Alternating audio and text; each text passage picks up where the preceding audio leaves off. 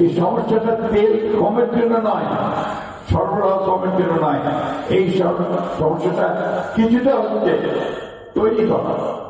দুঃখ দেখে গেছে দুর্যোগ, ইরান আমেরিকার মধ্যে যে যুদ্ধ ইসরায়েলের, সেই যুদ্ধ সমগ্র বিশ্বকে আপনার ক্ষতিগ্রস্ত করেছে।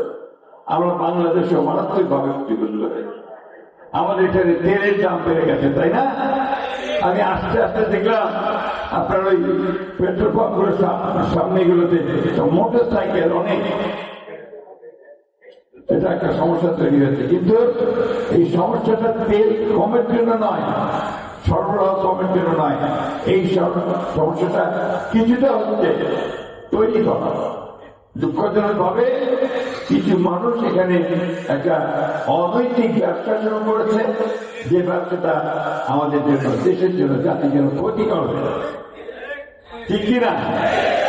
তাই করতেছে না, আর কারো বদল পেতেছে, তাই না? এইটা করতে দেওয়া যাবে।